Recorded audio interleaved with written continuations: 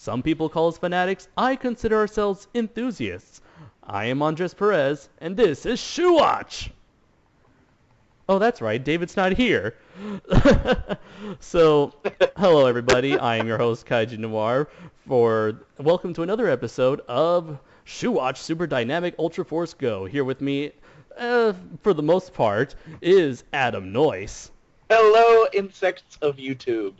And here as our very first guest, from a fellow son of Sarazawa, as well as a demon from outer space, give it up for Mr. Dillion McCandless, a.k.a. Super DM 64.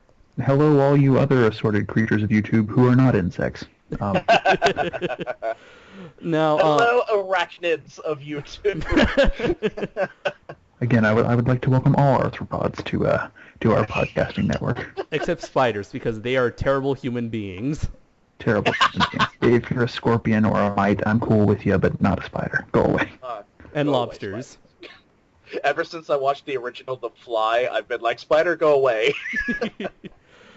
So for help me! So for today's episode, we're gonna we decided to record this episode of Shuwatch a day earlier than usual, and in this case, David is not here, but hopefully he may or may not show up later in the podcast. So let's just hope so. So in the meantime, we have the three of us. I believe we are ready for our first section. So the topic I want to bring for the show is physical media versus digital media. Now, for the longest time, we've the way to watch a movie or play a video game is usually you go to the store, you get your disc or your cassette tape or whatnot, and you bring it home with you. Nowadays, ever since like the beginning of the dawn of the internet, we have started seeing a trend where you don't have to actually own a physical copy of whatever media you are trying to obtain. Rather, you can just simply download it or stream it. And so my question is like, what do you guys think are the pros and cons of each form of media, and which one do you think that digital may one day completely replace physical media? Well, I mean, my favorite example of where I use this quite often is I don't buy actual comic books anymore. I just download them on my Kindle. Because it's far more convenient. That's really the main draw for digital, is just the convenience factor. Mm-hmm. It's much more convenient for you to pop over on Netflix and like find something that you've been meaning to watch forever than it would be to try and track down a copy of it. And so it seems like the Kindle has been like your main form of digital content, right? In terms of like comic books, yes, I also watch Netflix on it sometimes, but I watch Netflix on pretty much all of my devices. Okay. It seems like I have a few Amazon Instant Videos as well.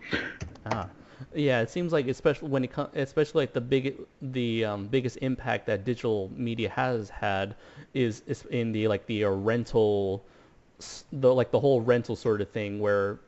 Before, like, it pretty much destroyed the likes of Blockbuster and Hollywood Video, wouldn't you say? Yeah. Yes. In the same way that video killed the radio star, digital has killed the way how sound killed the silent movie actor. Yes. Indeed. Adam, have you had any experience with digital media? Nope, not at all. I'm living in a cave. No, I'm living in a van down by the river. Makes more sense. Which is much more luxurious than a cave. Let me just say that. No, but in all seriousness, shit, I download movies all the time. I mean, it is. I think it really does come down to the convenience factor. I mean, personally, me. And I know you kind of asked this, but I do think one day digital is going to completely take out the physical aspect. I don't think it's going to be anytime soon, but I think it's going to happen. Mm-hmm. And, I mean, that's just how technology progresses. And, you see, I've always loved to just kind of, me from like a nostalgia point of view or something, it's always like I love to have something physical in my hands. That's what he said. And, so, like, owning a Blu-ray or owning a DVD, I always feel like it's an extra accomplishment if I get that. But, I mean, I mean, yeah, I'll always stream stuff. I mean, the Godzilla comics, I've been reading The Dark Knight Returns. Mm-hmm. I've been reading a lot of comic books that I've been downloading, and books even. A lot of books. Like I just read. Thank God I just finished reading this terrible book. I just finished reading Pride and Prejudice, and that was awful. But I totally downloaded that, and well, I'm not God, paying for that. The most boring thing I've ever read. Oh no, I did. You think I paid for that? Another thing I've noticed, just because of the convenience factor, is I experience media that I probably wouldn't have experienced before. I probably never would have gotten around to actually reading the Jurassic Park books if I hadn't been able to download them directly to the Kindle and have that much more convenient asset than having to like go out to a bookstore and buy them. Yeah, this is true. Like I never would have really gotten into anime if it wasn't for this streaming thing. Like I never would have watched Death Note without the streaming. Yeah. And so it definitely has helped open the market for like people who are interested in certain certain shows, movies, comic books, or whatnot, and has given it pretty much provides that the convenience factor. Now, what about when it comes to owning said media? If you want to buy something and own it, like keep it as a possession, like that's yours, you add to your collection. Would you rather what do you think? Do you rather have it a physical copy or a digital copy? Physical, hands down. Physical, hands down. Yeah. It depends a lot on what it is, also how much I care about it. I mean, well, again, like if you're adding it to your collection, I think you want to care about it more. Like I know that all the movies I buy, I care about in some shape or form, and that's why I get them. So you would never. So other movies, I'll just stream and watch. You know, I'm just like, why do I need to buy them when I could just stream them and watch them, or rent them for a little while? Would you ever? I will admit, I'm a tad of a completionist, so I've been guilty of buying movies occasionally, just because, even though I didn't like them, just because I had all the rest of them in the series, and there would be an empty spot on my movie shelf, just staring into my soul. I'm very happy to say that there's only one series. No, there's two series that I do that with, and one of them's Star Trek, and the other one's Godzilla. So, yeah. With me, I'm very much a completionist. If I own part of it, I have this compulsive need to own all of it. This is why. This is why there's a copy of Indiana Jones 4 staring at me. Yeah, where would we? So wait. So would you buy the prequel Star Wars films, Dylan? I already have them, but I have them on like VHSs from when I was younger, and that's enough. Yeah, I have like episode 1 on VHS. I have episode 2 on DVD, and we have never owned episode 3. Actually, you know what? I do actually have episode 3 on DVD, but I defend that as the best of the prequel movies.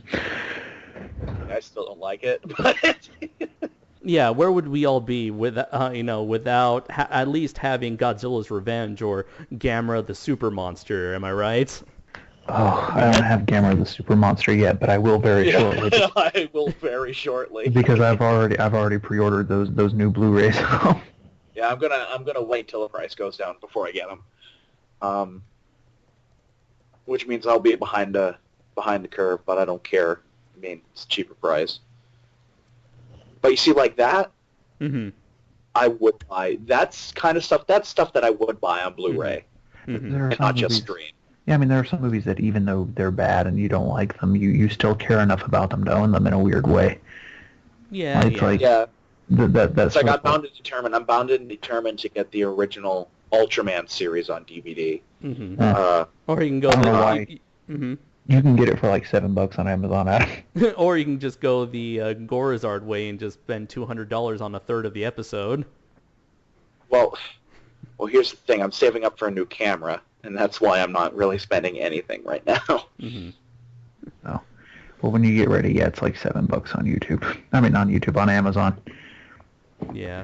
That's where I picked it up, and then I also recently got the DVD set of Ultra 7. Oh, nice. Oh, nice. Of course I gave you that. Which is in far better quality than the Ultraman DVD. Let me just say. I've been recently getting back into Ultra 7 for the last couple of days.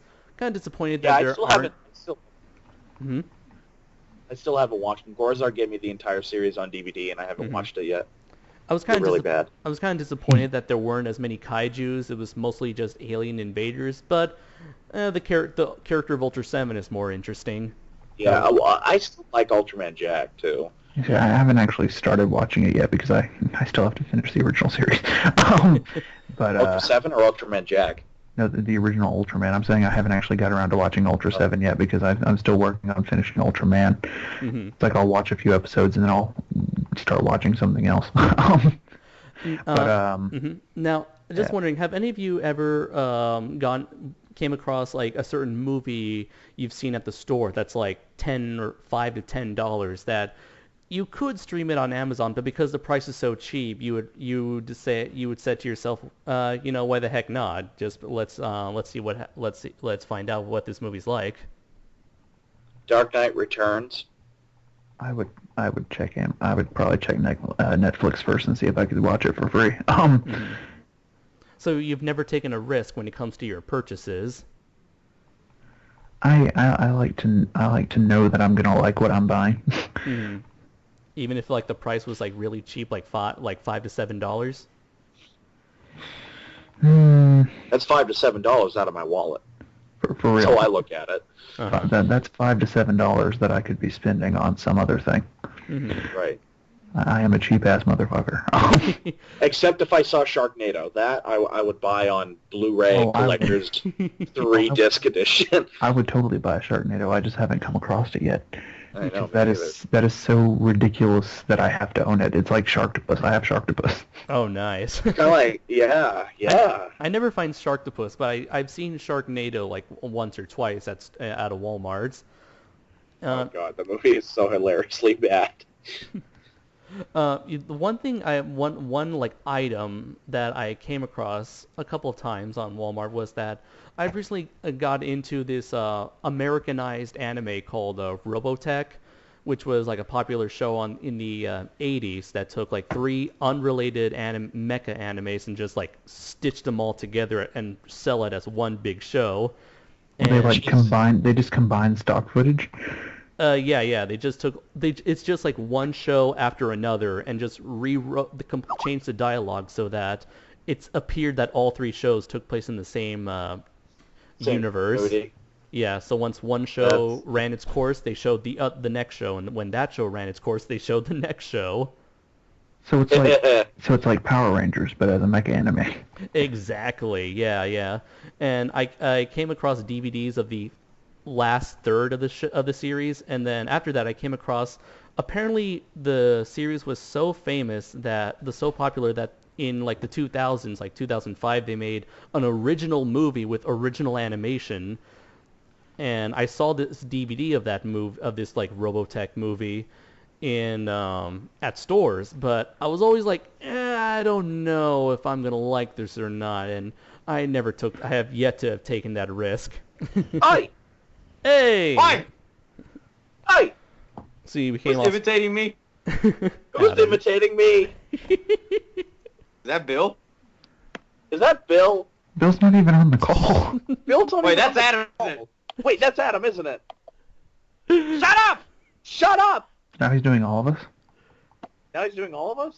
Hey, David, this is just like an episode of Doctor Who called Midnight. You remember that? Oh, shut up. I give it up. I give up. David finally has joined the call. David, how have you been? Oppressed as a motherfucker. Oh, wow. What, I just came off of work. Ready. My anus is ready. Well, the best way to relax after a hard day of work is chatting with your best buds here at Shuwatch, Super Dynamic Ultra Force Go. Well, David, we are still in the midst of the first section of Shuwatch, and for the topic I brought to the table is physical media versus digital media. What are the pros and cons of each, and what's your experience with both? I mean, obviously, David's got a long history of pirating. 5 years and counting, or is it 6? I lost count. How many hard drives have you, or what do you call them? External hard drives have you filled with your pirated library? I I replaced my PS3's hard drive with the terabyte just so I can fit a lot of stuff that I torrented. Mm-hmm. For example, Doctor Who. Nice. Which apparently there's like a shit ton of episodes for each serial. Yeah. Old school who would like do these long ass serials where like one story would take up like 8 episodes, and that's a short one. Well, I'm talking about overall in general because I just recently downloaded the Third Doctor, and there's like 105 episodes for that particular Doctor. Because their stories are so long, and also that the doctors will often stick around for so many years that you get these insane numbers of episodes for each run. In old school, nowadays it's far more controlled. And so, how often? Just want to say, I'm wondering, how often do you actually purchase a movie rather than download it, David? Digitally, you mean? Oh no, like legally. Like a physical copy of a movie. How often do you actually go out and buy a physical copy of a movie? Only when it's worth buying. Like the Desolation of Smog, I actually bought that not too long ago. That was something worth owning. Like I could have easily downloaded it illegally, but I wanted to keep it. I wanted to add it to my Lord of the Rings collection. Mm-hmm. I'm definitely waiting until all 3 movies come out. Oh, and I do have to say, I am going to buy the Flashpoint Paradox. That movie was awesome. Oh, were you able to finally watch my copy, or did you find another copy? I found another copy. Oh, okay. My ever-loving Jesus. Was that awesome. Adam, if I'm not mistaken, digital media is also responsible for your recent fascination with DC superheroes, is it not? Yes, it is. Actually. That's I can totally tell that's what started my fascination with DC Comics. I can tell you exactly what started my recent fascination with DC Comics, but it's really embarrassing. Please don't, Adam. just spare us. I take it Slash Fiction is involved. Yeah, somebody sent me one. Yeah. So this is a good.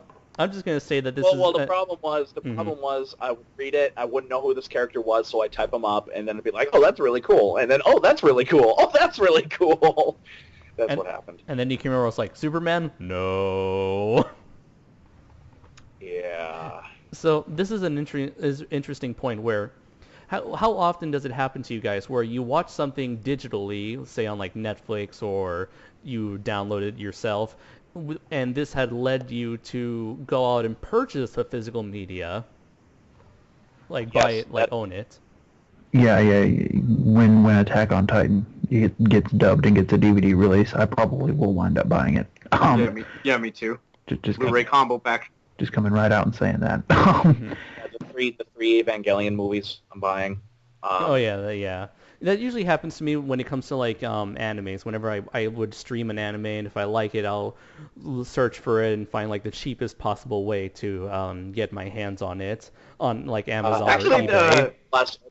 Avatar: The Last Airbender, I was like that. I watched the first 2 seasons as they came out, but the 3rd season for some reason I missed, and so I streamed it before they took it off of Netflix, and so I said, you know what, screw it, might as well just buy all 3 seasons on DVD.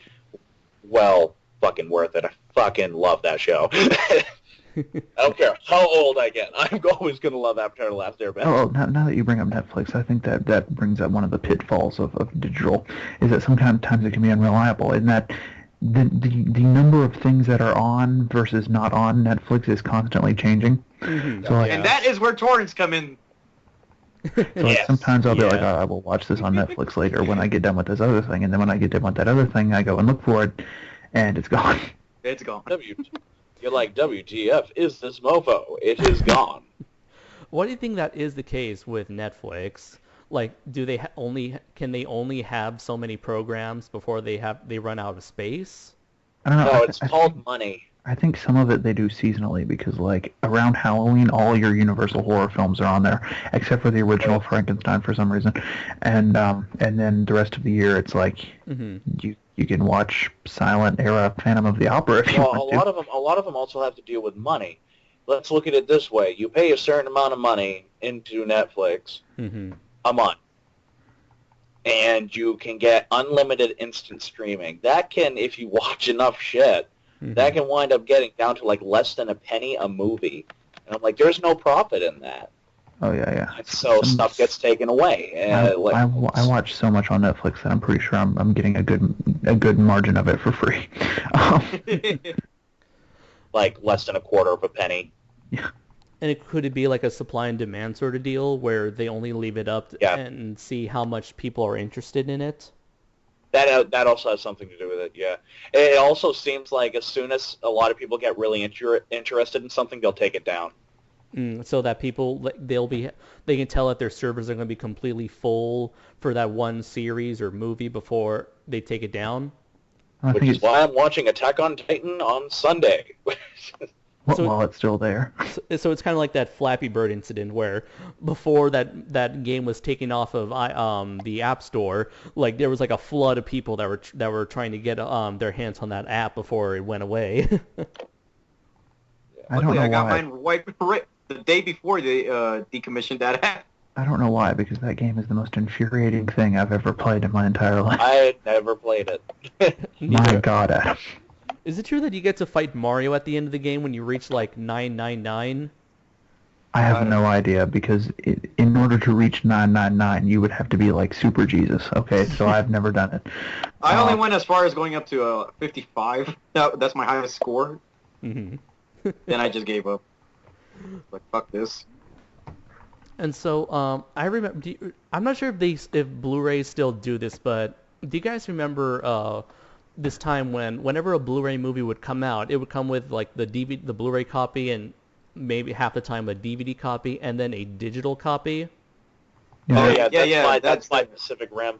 That's still done, because I Yeah, they do that with all movies. Well, not all movies, but more like major Hollywood films. Well, major Hollywood films, they do it. If I'm buying a movie and I can help it, I will usually get that combo pack if it's something that I really care about. Like the most recent example being Desolation of Smog.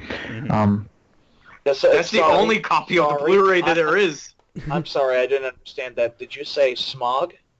Smog? Yes, Smaug. Or if you're Peter Jackson. Schmaug. Schmaug. Schmaug. Look at Schmaug. Schmaug. Hello, Schmaug. Did you know Schmaug? They shouldn't have got Benedict Cumberbatch for that role. They should have got Sean Connery, and he would be like, I am Schmaug. I am fire. I am death. Did you know that the penis is mightier? The penis mightier. My teeth are swords. My claws are spears. Excuse me, your name is Barrel Rider? So he's basically playing his Lovely character. titles. What else do you play me? So he's basically reprising his role as Draco from Dragonheart. Oh my God! I was about to say that. I was about to say, I am the last dragon. I love Dragonheart. I Same here. absolutely love it. That is accurate, Andres, and it makes sense because, you know, Smaug is a fire drake from the north. With a Scottish accent. I love how, like, whenever somebody asks why does he have such a fascination with gold, and my answer is always because dragons love gold. That's just common knowledge. Yeah. especially those fire drakes from the north, not those skinny ass black dragons that the Nazgul ride.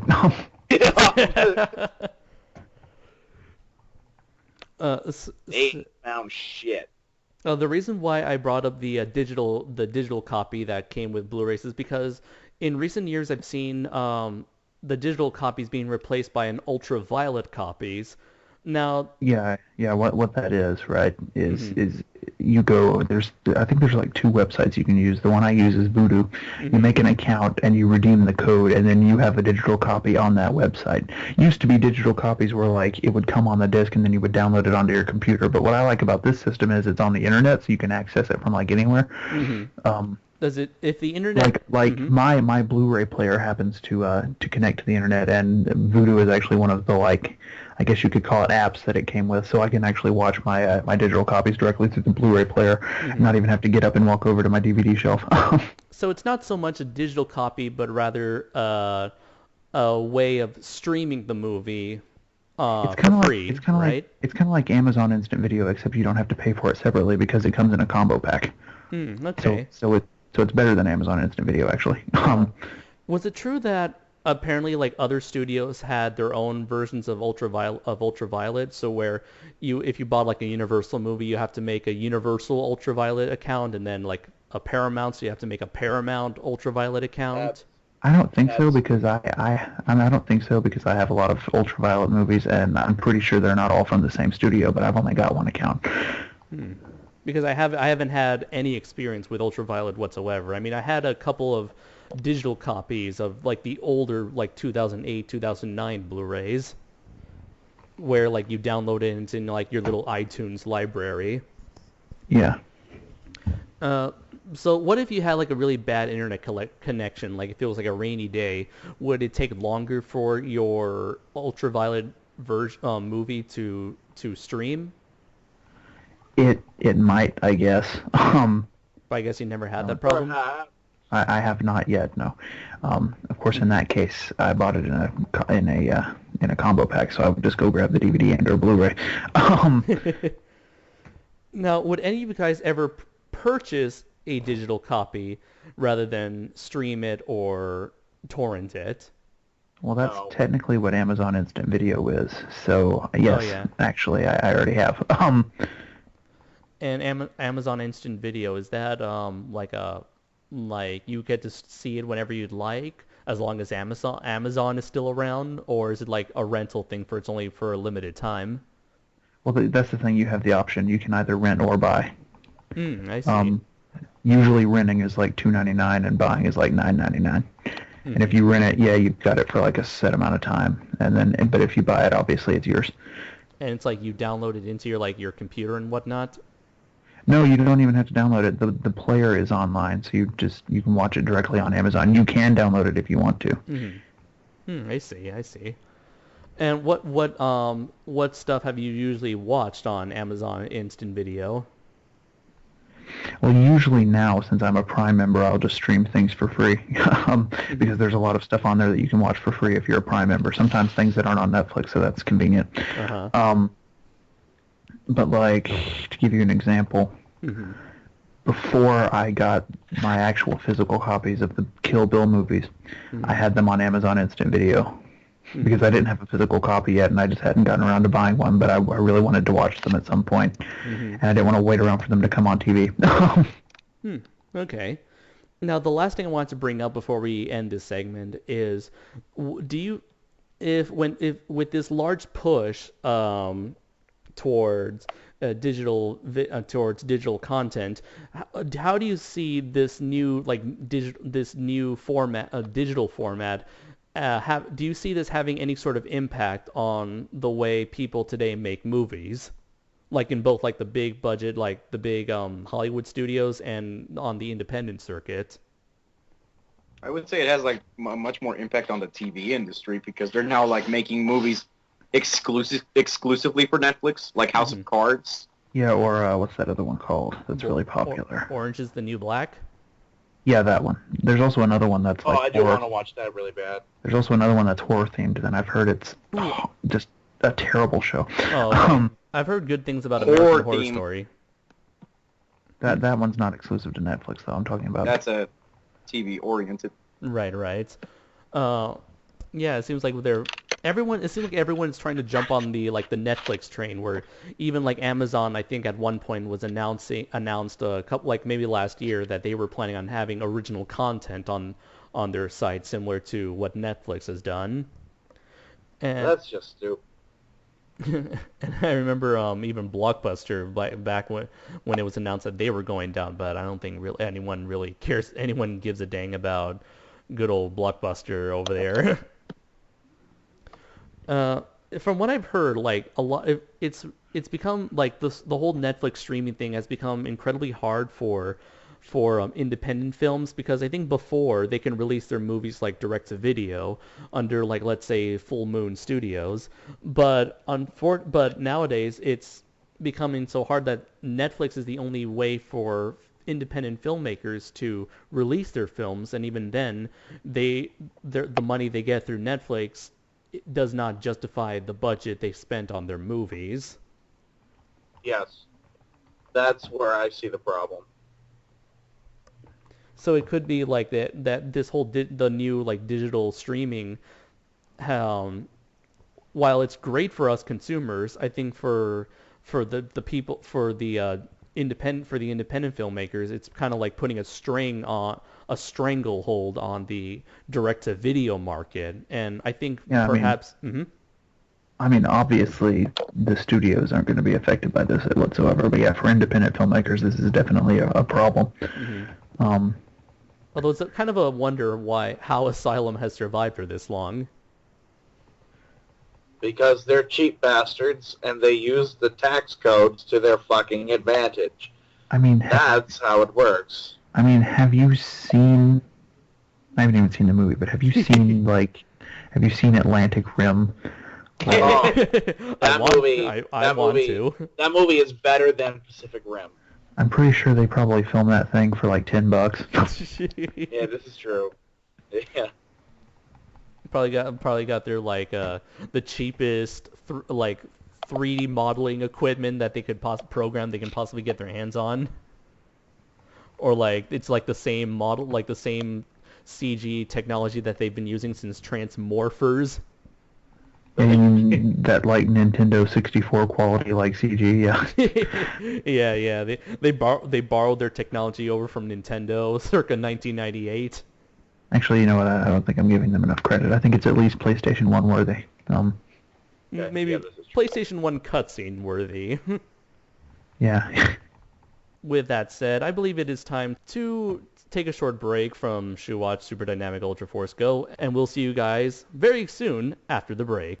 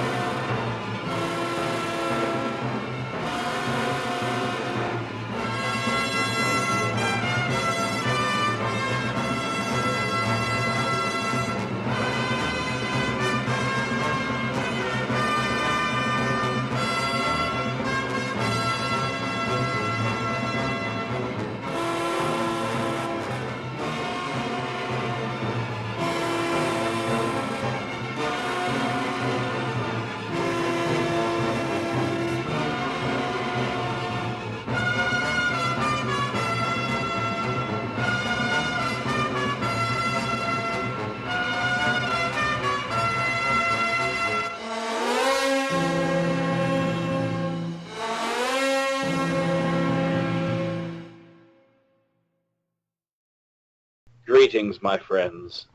This is my section of Shuwatch, where you will spend the next 30 to 45 minutes of your lives. Here I am God, and there is no turning back.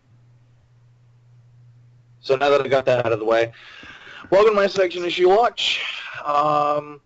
So recently, because I was actually writing an essay for somebody for a school, where they talk about a certain issue that you've discovered, and I've discovered a certain issue that I've really actually wanted to talk about for quite a while, but really wanted to do it in kind of a conversation kind of route, because, to be honest, I don't want to talk for about 40 minutes by myself, but, or at least on this subject, but... I'm pretty sure Bill would have no problem with that. Bill would have no problem. Bill can talk for 30, 45 minutes to himself I still about anything. laughed a lot. I loved his opening for fucking the Christmas special, where all he had to do was explain the SOS Christmas special, where all he had to do was explain, we split this video into 2 parts, one for Christmas, one for New Year's. Get that next... No. He had to go on an almost 14-minute spiel. I almost want to challenge him one of these days to like make a video about like the simplest topic imaginable. Like just make a video like telling us what he had for lunch and see how long he can make it. Anyway, but here's the topic that I want to talk about, and that is, has the use of CGI, basically the use of how basically anything is possible in terms of film now, has the use of CGI kind of destroyed our imagination? And what I mean by that is I've also recently just watched a 3-hour documentary on the making of the original Alien film, Ridley Scott's Alien, and how creative he had to be with camera angles and stuff like that, because he would unfortunately be exposing phoniness in the alien puppets. And it was stuff like that was making me think. I was like, well, you see, here we have to use our imagination because we don't see it. We hear it, that kind of stuff. And a part of me is always like, you always imagine in your mind something worse than if you actually see it. I actually want to know what you guys' take on this whole situation is. I think CGI has definitely, in my opinion, like ever since it was introduced in, I think CGI has been around since the 80s, but didn't quite catch on until the mid-90s. It's been around since it started catching on with Steven Spielberg's Close Encounters of the Third Kind. Let's see, what year was that? Close Encounters of the Third. That was, I forgot. Early 80s? That was like 77 or 78. Ah. No, it wasn't 77 or 78. It was early 80s. Well, the good thing about early CGI is it wasn't very good yet, so you still had to be more creative in how you used it. Exactly. Like 1977. 1977. It was 1977? I was almost there. Yeah. Like 1977. Like I very recently rewatched one of my favorite action films of all time, Terminator 2: Judgment Day, the director's cut, which is my preferred version, and. What's the difference between the two cuts, quickly? I'm sorry, I haven't seen the director's cut. The director's cut is longer. It's got some stuff that they cut out of the other one. That's really the only difference. But it's good stuff. There's some character development stuff between John and the Terminator. There's also a really creative thing they do at the end with the steel mill, where after the T-1000 gets frozen, his powers start to malfunction. There's some good stuff in there that they just cut from time from the original version. There's a dream sequence where when she's in the psych ward where Kyle actually shows up. All really good stuff that was just cut for time. And yes, the theatrical cut is obviously tighter, but I just prefer the stuff that's in the director's cut. Anyway, the good thing about that movie is the sort of blend that they use. The good thing about the T-1000 was it's a character that doesn't really need a lot of texture, so it can be done very, very well with early CG, which is why it still holds up very well today. But like all Terminator stuff, the T-800 stuff is pretty much done practically. And so it's this blend that they had to do with early films, and now that CG has progressed to the point where they can do anything they want without having to blend anything, that has sort of become a lost art in and of itself. I mean, another good example, look at Jurassic Park. Oh, yeah. I still say the CG Jurassic Park holds up better than some movies made today. Oh, definitely. And also they incorporate a lot of practical stuff in there as well, and it's a really good mixture. Well, and as much as I hate to call to this movie because of how blasphemous it is, but the visual effects for the 1998 Godzilla film are outstanding. Yeah, they will. If you look at them, because it's a great mixture of CG with practical effects. And what parts of the movie were practical effects outside of the baby Zilla puppets or animatronics? I can answer that. I'm kind of ashamed to admit this, but I've seen that movie a million times. But I want to know exactly how much this movie sucks. I'm going to explore every single second of this film. Watch every single pixel. So when somebody tells me that Zilla was a better movie, I have a 49-page essay right in front of them. Actually, when I was writing my Zilla 98 review, it was actually like a 15-page script at first, but then I just scrapped that and just started anew. But anyways, the sequence where Zilla rises from the sewers, that's a practical effects shot. Oh, the one with like with the ground cracking and like the crack travels like all the way up to the main character's feet. Yeah, well, that's CG, but I'm talking about the head that pops out. That's a practical effect. Oh, wow. And the scene where where Zilla surfaces from the bridge and has a taxi in his mouth. Yeah, that's a practical effect. Mm-hmm. And supposedly that one shot where you see Zilla's full body figure with the taxi in his mouth and he's shaking it. Supposedly that's a practical effects shot, but for some reason, every time I look at that shot, it looks more like a CG model. But they have like pictures of that exact practical effect made model. It's huge, and supposedly they used that model for that shot and very other shots. But it looks so CG, so I can't tell whether it was a practical effect. Well, they probably did. They're probably doing what I would like to do with my Godzilla movies, and that is they used practical effects, but they just touched it up with CG. I believe that. That does remind me of Independence Day. I remember like the aliens being practical, and especially like that one scene in Area 51, or was it Area 51? Yeah, where they have the alien inside that like white armor suit, organic looking suit that it had, and that whole thing was like one big animatronic. And I do believe that they used a lot of models when they had shots of like the buildings getting destroyed, and especially the White House. And so I think like the mid to late 90s was like that perfect period where they used like half CG and half practical, and when used together, the CG doesn't stand out as much as it did as it would. They had to, because like I said, at that point CG wasn't as good as it is now, and they were still very much limited. The problem is there's sort of a culture shock going on, because CG has pushed the limits of what you can do so far to where it's pretty much infinite what you can do. And thanks, James Cameron. And we're kind of adjusting to that. I mean, before CG, the closest thing we had in terms of just the number of things you could do with it is like stop motion with like Ray Harryhausen, but compared to CG, that is very limited. You know, we've never had the amount of capabilities that we have now, and I think there's just a huge adjustment phase going on. That's true, yeah. And I think I remember it was around that time when people were getting excited over this brand new new use of CG in the likes of Jurassic Park or Terminator 2.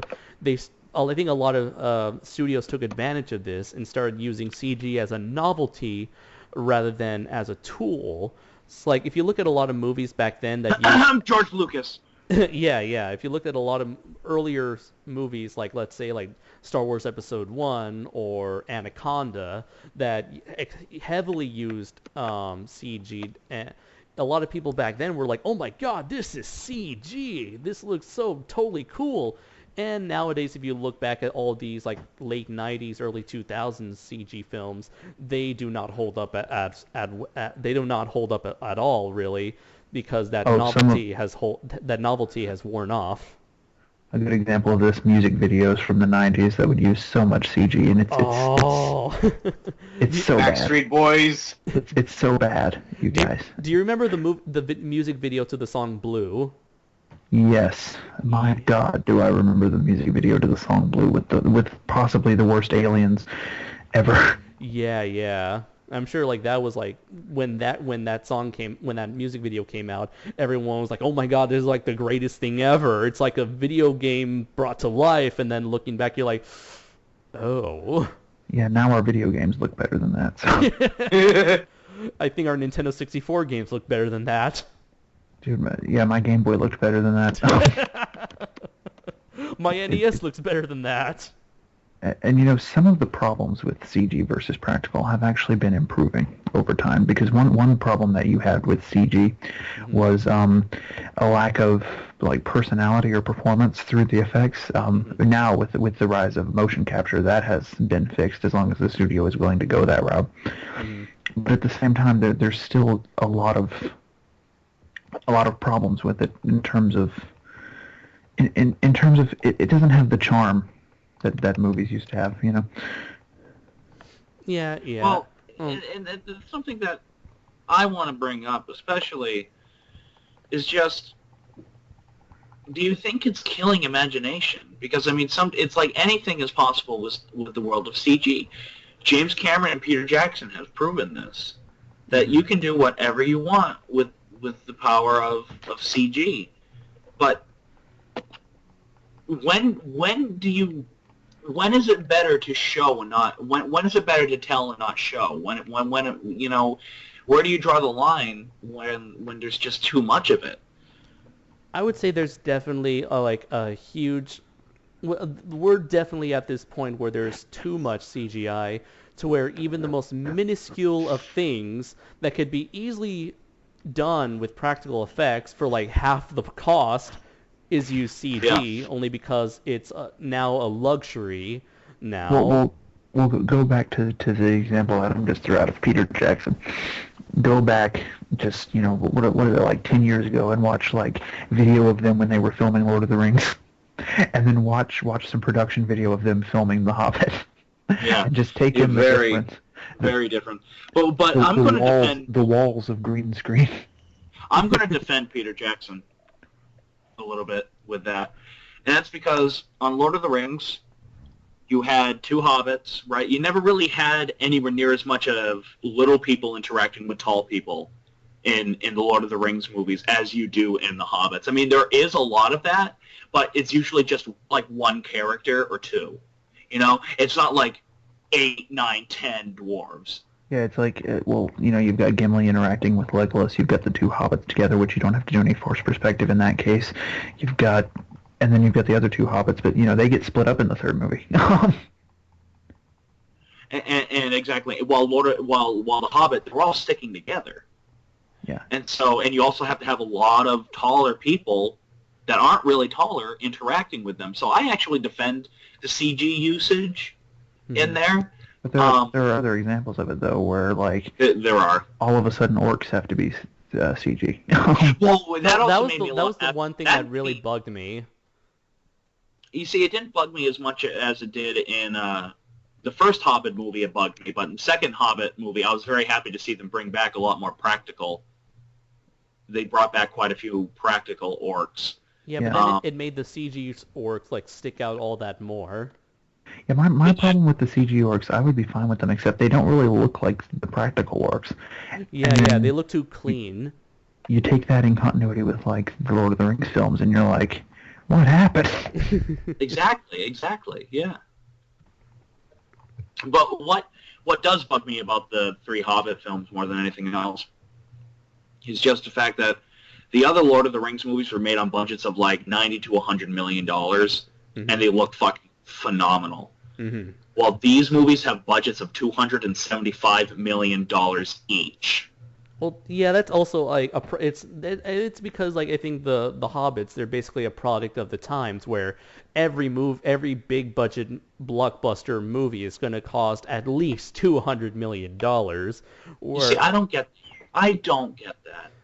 I don't know. It's just that they're just the studio. I think maybe it's the studios. They're just throwing whatever money at the director. Yeah, or in the case of the directors like George Lucas or David Cameron, they're just taking piles of money out of their own wallets just to make their movies look as nice as possible. For God's sakes, how much did Avatar cost? $300-something million. Too much for an entirely overrated project. Yeah. Dances with Wolves in Space. Guest starring the Smurfs. And introducing to a lot of furry porn. It's either the Smurfs or it's the blue aliens from that Daft Punk video, mated with the Thundercats. That's quite a keen observation there, my good man. But when it came to like the imagination part, I don't really, in some ways, for the most part, I don't think it limits imagination, but I think what it does limit is creativity, where you're no. You see, I do think it limits imagination in terms of like creatures and stuff like that, because again, going back to Ridley Scott's Alien, which I think is one of the greatest science fiction movies ever made. Mm-hmm. Hell, even Aliens. What happened was they couldn't show everything they wanted to originally show because of the limitations they had with practical effects. And what they did was they used shadows, they used sounds, they were able to show it without actually showing it. And what that does is leave it up to the imagination. And when you leave it up to the imagination, it's a scientific fact that you exaggerate stuff in your mind, whether you like it or not. You make it worse. It becomes more frightening that way.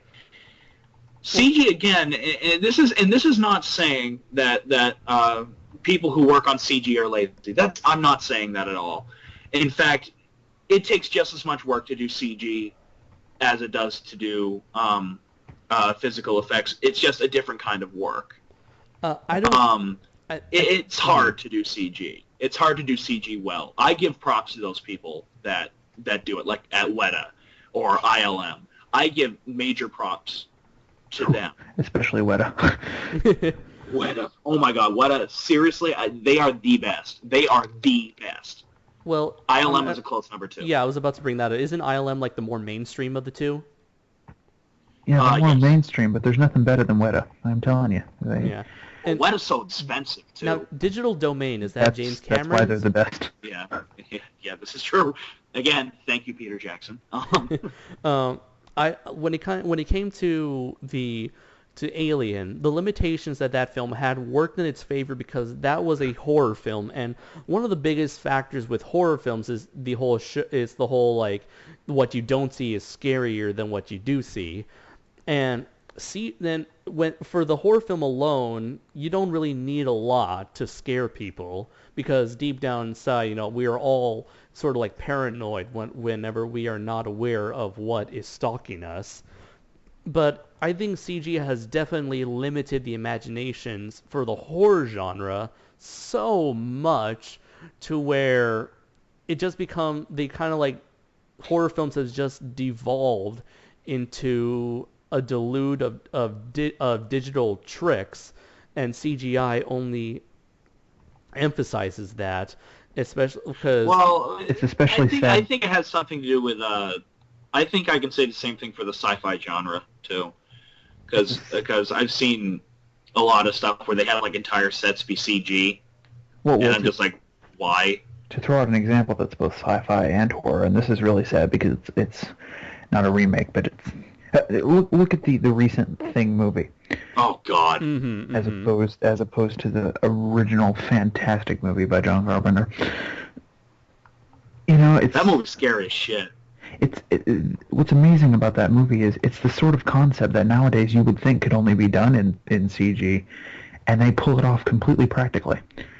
100% practical. Another good example of this would be like the werewolf transformation in American Werewolf in London. This is something that today would be done in CG. Well, that's Rick Baker. Rick Baker knows how to do practical effects. I mean, there were digital touches for the werewolf transformation, of course. Yeah. But nonetheless, it was for the most part used with actual practical animatronics. Oh yeah, and that's what just makes me so astonished whenever I see that movie. Is just how they were able to do it, and stuff like that. And it also makes me appreciate movies. For example, it makes me appreciate Ray Harryhausen movies a lot too, because like for example the lasso scene from the Valley of Gwangi. Oh yeah. I mean that took ingenuity. Just the mechanics behind that are very mind-boggling of how they actually managed to pull that off. I mean, yeah, it was 3 different cameras. It was all they did was they tied a rope to a Jeep that would match Guanji's head, and then they tied him around, and then they tied those two pieces of footage together and put Guanji in the middle, and it worked. And it was, oh my god, just Jesus Christ, that took a lot of ingenuity. When you did brought up later example, when you guys brought up later examples of CG in horror films, such as the remake of The Wolfman and the Thing.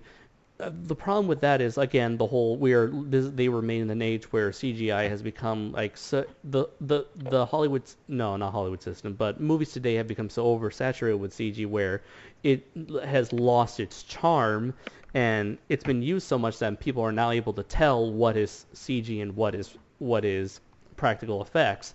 So when you look at the original Wolfman, like American Werewolf in London and The Thing, you look at it and say, how is that possible? But when you look at here, it's like you look at these movies, they're like, oh, it's CG. It's just, it's like and if it's not like top quality CG, then it's just gonna look like a weird, awkward cartoon, just moving around in this non-existent space. Watching an effects-heavy film used to be like watching a magic show. There was always an element of, how the hell did they do that? Yeah. Which is now gone, and then that is one of the problems regarding this. That's another example of how the whole thing has resulted in a loss of charm. Yeah. I'm trying to remember like the last time I saw like a movie with like obviously bad CGI, but I think that's because most movies, like if you say you look at let's say the Clash of the Titan movies, where before, like if Clash of the Titans was made like in 1995 or whatever, I'm pretty sure seeing all those CG monsters would have been fantastic. But when nowadays, because you're seeing nothing but just like monsters after monsters, it's just kind of, again, it's lost its charm. It's not as impressive because you've seen it all before, and there's not really that much of a, I guess you could say there's not much of a personality in these CG monsters, only because, I don't know, I guess it just doesn't have that same level of care that the stop motion creatures had in the original Clash of the Titans. Well, again, when it's done through motion capture, I think it's there. Mm-hmm. Yeah, when it's done through motion capture, it is there. I love motion capture. Motion capture, I think, is one of the most beautiful things ever. Mm-hmm. Obvious example that comes to mind, King Kong 05. King Kong 05. Didn't they use 05, yeah. Didn't they use motion capture on Smaug? Yes, they did. Yeah, That was Benedict. I was surprised when I heard that. And people kept saying that when I would say that they should use motion capture on Godzilla, people would say, oh, they can't do that because, the tail. I'm like, well, Smaug has a tail and wings, bitch. And a really long neck, so suck it. And besides, they've made tails for when they made raptor suits in Jurassic Park. So yeah, it can be done. It can be done. We have the technology. We can make these movies look bigger, better, faster, less fake looking than ever before. We can make toys. No. We can make toys. We can sell it to the 13-year-old demographic. That's what we need. We don't need CGI. We don't need practical effects. We need toys. Let all special effects be made with toys and models. Model kits, I mean. I'm interested because I don't think he's weighed in yet, and he's being awful quiet. Gorizard, what's your take on this whole CG versus practical issue? Hey, hold on. This is my section. Gorizard, do what Dylan just said. Do what Dylan just said. All right. Well, I think it really depends on who you use the CGI. I mean, the way you use it. I mean, there's a way to do it right, and there's a way to do it wrong, the way George Lucas does it for the Star Wars films.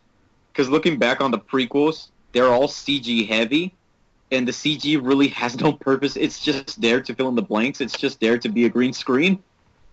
Because a lot of that stuff in that universe could have been accomplished with practical effects, and he's proven that with the original trilogy. But when I look at a film like The Hobbit, it kind of has a purpose to it because they use extensive use of motion capture with Gollum and Smaug. So, mhm. Actually, I forgot my point. Go ahead. Do you agree with Adam in that CGI limits imagination? I wouldn't say it limits. I wouldn't say it limits the imagination, but more like it's kind of like. If anything, I think it's fulfilling the imagination. I just think that some filmmakers are being lazy, where they see, well, now I got the CG option. I don't need to go with the practical effects direction. I don't think imagination is the correct term to use because that is subjective and it depends on which angle you're looking at it from. I think what it really limits is ingenuity. Yeah. That's basically what I was trying to get at.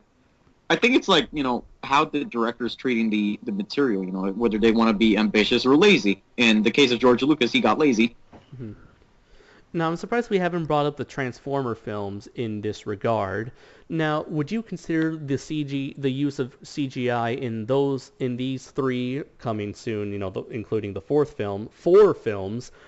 Do you think they use the right amount, or do you think it's like used in the right way or the wrong way in the films? Not counting the story or the writing at all, but just looking at it from an effects perspective.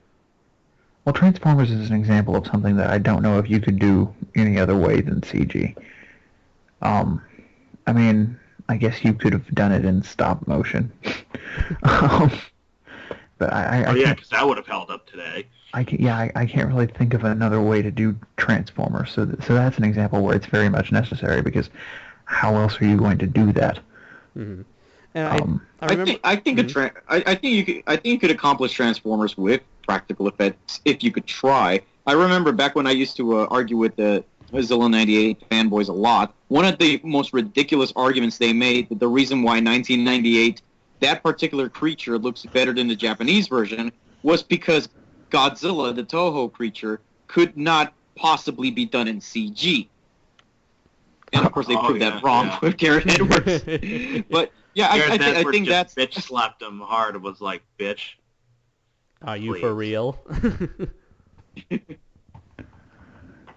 But I think a practical effects Autobots and Decepticons can be done if you actually don't be lazy about it. I guess you would have to do it like, for example, they have that new live-action movie called Pat Labor coming out, and they're actually using practical effects made robots instead of CG robots. I really want to see that. I don't even know what you guys are talking about. What is this? Pat Labor is an anime series that takes place in the future where giant robots are basically used as everyday machinery, the same way how we use bulldozers and whatnot and in Pat Labor, instead of driving cars, they have giant robots about maybe half the size of King Kong, let's say. And they're actually the same size as the Transformers, so it can be done. The insurance on those things must be ridiculous.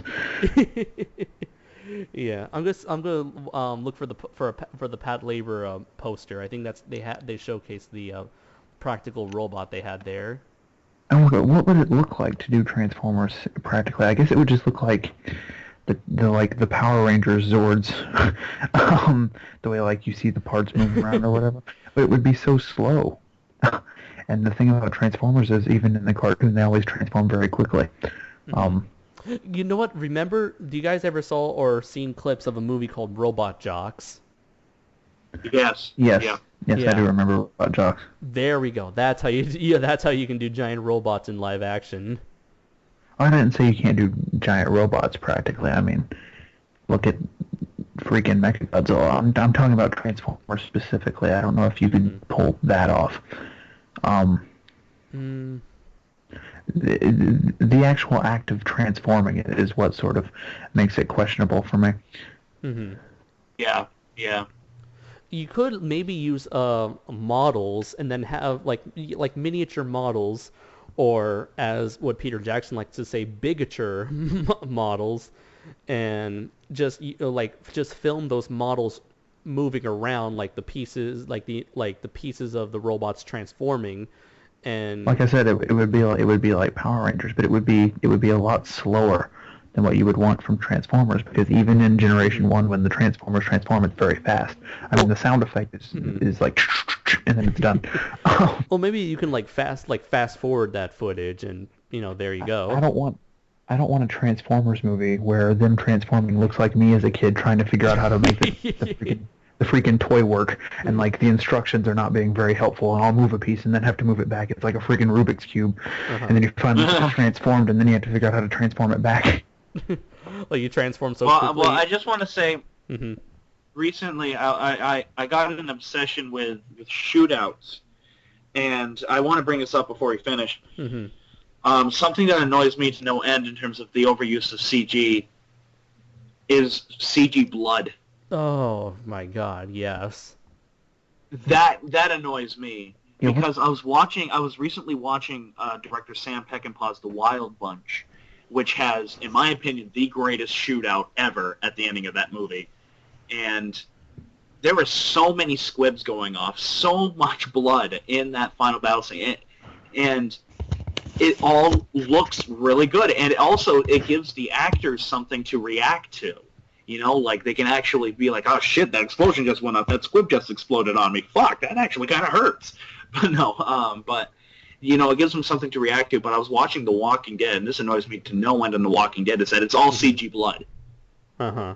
Every single thing that they do is CG blood. They don't even do muzzle. They don't even do blanks in the guns anymore.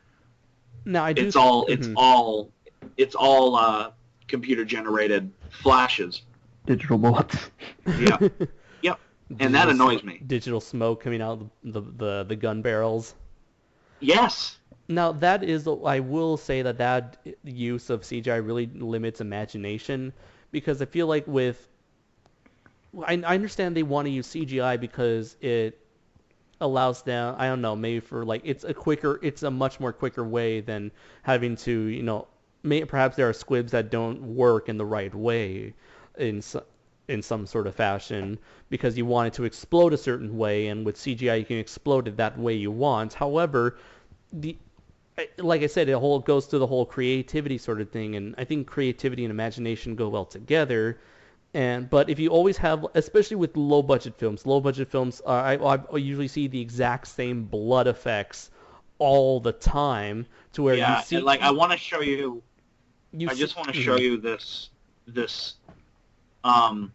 just to show you the awesomeness of practical effects and stuff like that. I know the audience isn't going to be see it, but you can probably cut this out. Just watch this. This blows my mind to this day. Because, with squibs, you can have your characters die in any sort of fashion whatsoever. Oh, yes, Scanners. I love that ending, the ending, the climax to Scanners. Seriously. Oh, my God. With CG blood, all you have is, one blood spurt, and that's it. But with practical effects, I think this is one of those cases where you can do so much more, accomplish so much more with practical effects that you can't really do with CG gore, really.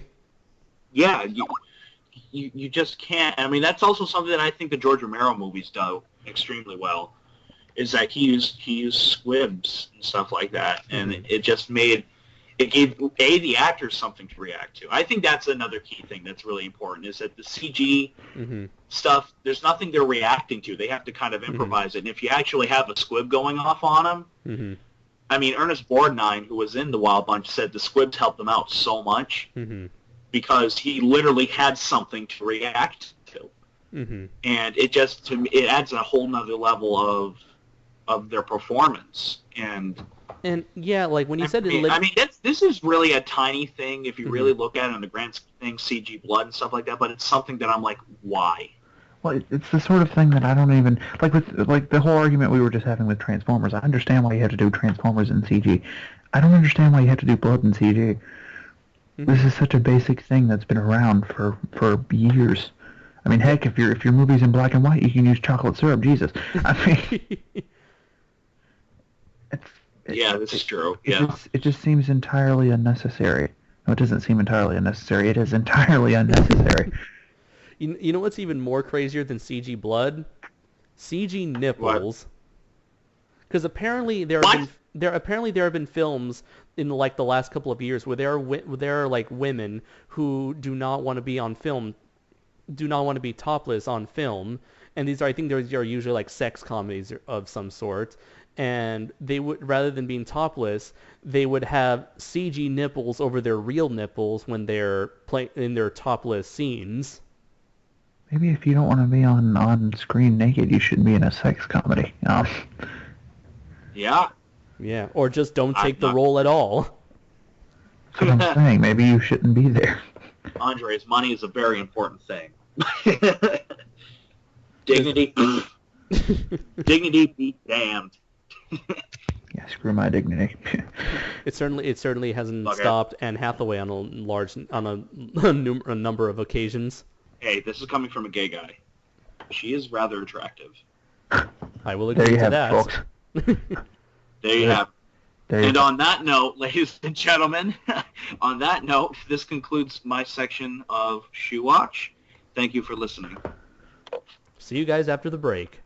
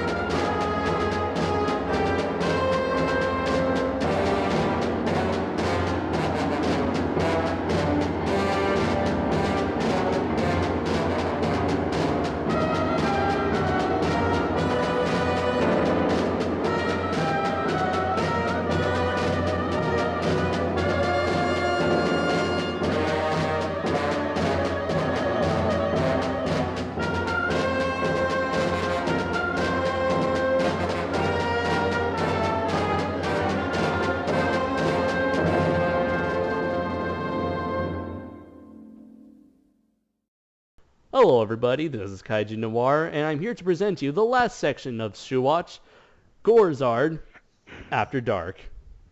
I thought it was Gorizard the other dark meat. No, you yourself said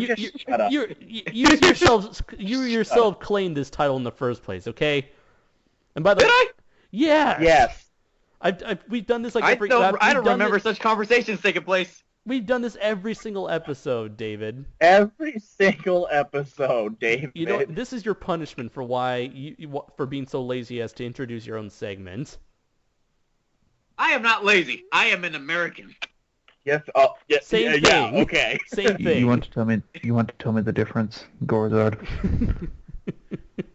There's no difference. I am living the American dream. True that. True that. Netflix, PS4. I'll tell you. Okay, yeah, that's besides the American dream. I'll tell you the American dream. Unfortunately, it broke, but I used to have a piece of wood that was long enough to where I could turn my light on and off without getting up. That's awesome. Like,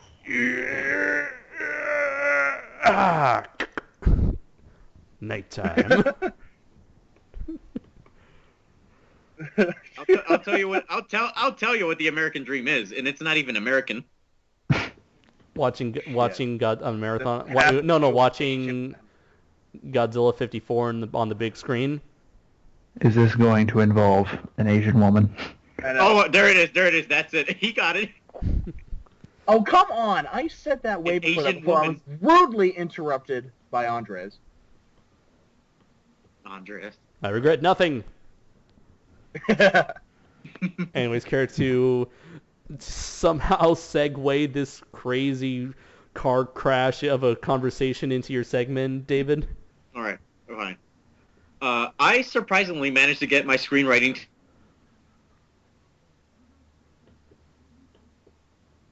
How you ask? You cut You cut out. Yeah. I heard screenwriting and then nothing. And then nothing. And then he's like, I managed to get my screenwriting. And I'm like, you got it where? Yeah.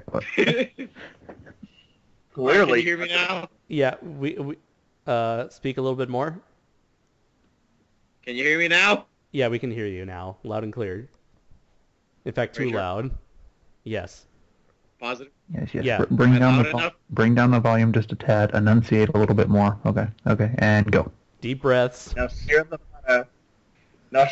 the butter and make sure that it gets nice and crispy. Every time I do heavy breathing, I keep thinking of that fat cat on Facebook.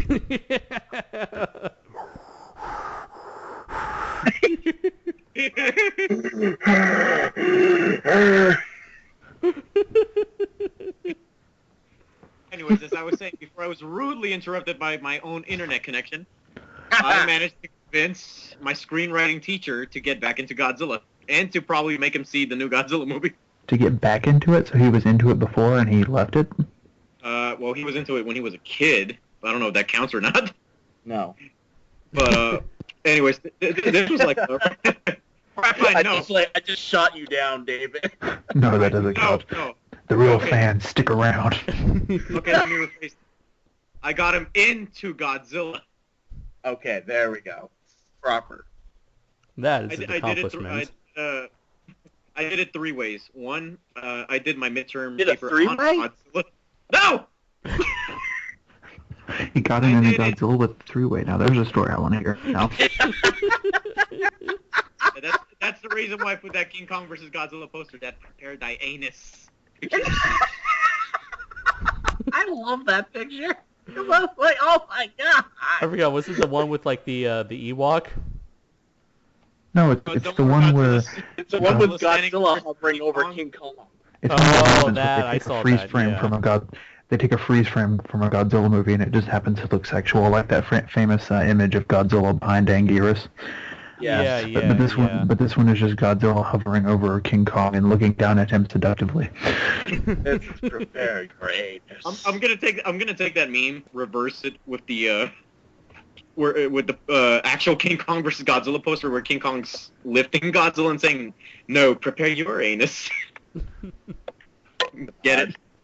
Yes. The parallels reversed. I'm sorry, I have to give exposition. We must prepare the anus. So tell us about this 3-way. The first way was through my midterm paper, which I did on Godzilla. Shut up, Adam!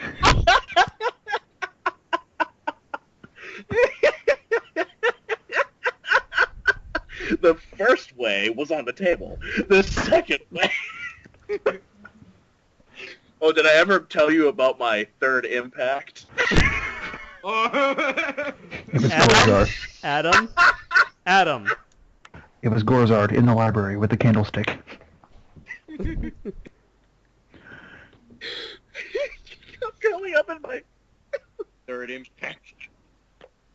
I'm curling up in a little ball right now. You should have said deep impact. Yeah, I was thinking the same thing. This brings a whole new meaning to the movie Deep Impact. Anyway, continue, David. Morgan Freeman's in? Okay. Okay, so I managed to change his mentality about what Godzilla is. Mm-hmm. And basically, he was one of those people who thought of Godzilla as some sort of lumbering, mindless beast made specifically for children. And I managed to, convince him otherwise. Because the topic of the midterm was take these 5 rules from Sid Fields' book. What makes a character? I forgot what the 5 rules were. But basically, I did my midterm on that, and it convinced him into thinking of Godzilla in a different light. And he used Luke Skywalker as an example for us to use. Not an example, to use on our midterm, but on how to write the midterm. But it is a generic decision. So I mean, everybody's seen Star Wars, so I'm like, yeah. Yeah, right. I mean, that's the one but example. From the very. Yeah, go ahead. I was just gonna say Star Wars is just like that. Kind of embodies the basics of filmmaking, so that every single class has at least mentioned Star Wars once over the whole entire course. Not just filmmaking, but storytelling in general, because it brings back a lot of the ancient mythological archetypes. Yeah, that's exactly what it does. Yeah. Oh yeah, definitely, and it embodies all the elements of the hero's journey. when he made Star Wars, George Lucas tapped into something very very primitive's not the right word, but you know what I mean. What were you saying, Gorizard? He tapped into the Force. Yes, he tapped into the Force. He definitely tapped into my Force. God damn it, Adam! God damn it! Continue, David. Hold on, we're gonna have another minute of Adam laughing. Wait for it. This podcast has gone over to the dark side. Good.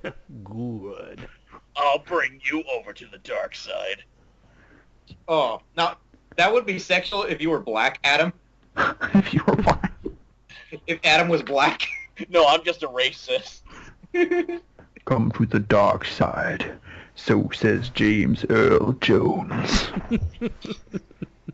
Once you go dark side, you never go back side. That doesn't work.